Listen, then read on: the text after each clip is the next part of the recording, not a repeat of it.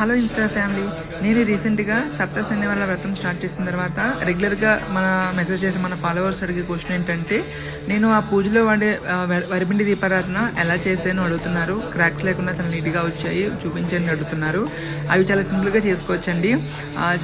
వరిపిండిలోని కొంచెం అంతా బెల్లం తురుము, కొంచెం అంతా చిన్న అరటిపండు, నాటు అరటిపండు, కొంచెం ఆవు నెయ్యి, ఆవు పాలతో మనం చక్కగా చపాతి పిండి ఎలా అయితే కలుపుకుంటామో అలా స్మూత్గా మరి హార్డ్గా కాకుండా ఒక నార్మల్గా కలుపుకొని దాని చక్కగా రౌండ్ బాల్స్గా చేసుకొని లోపల నుంచి మనం బాటన్ వేల్తో ఒక దీపం షేప్లో ఒత్తుకొని చక్కగా మనం గంధం ఇంకా కుంకుమొడిలో పెట్టుకొని చక్కగా అలంకరించుకొని మనం దీపారాధన చేసుకోవచ్చు. ఇంతేనండి, చాలా సింపుల్గా చేసుకోవచ్చు. చాలామంది వాటర్తో కలుపుతారు, అలా వాటర్తో అలాంటిది కలపకూడదండి. ఇలా చక్కగా ఆవు పాలతోటి ఇవన్నీ నెయ్యి, ఆవు నెయ్యి, అలాగే ఆవు పాలు, మళ్ళీ బెల్లము, అరటిపండు ఇవన్నీ వేయడం వల్ల నీట్గా వస్తాయి అనమాట. సో నెక్స్ట్ టైం మీరు చేసేటప్పుడు ఇలా ట్రై చేసి చూడండి. అలాగే నేను చేసిన మీకు నచ్చితే కనుక ఒక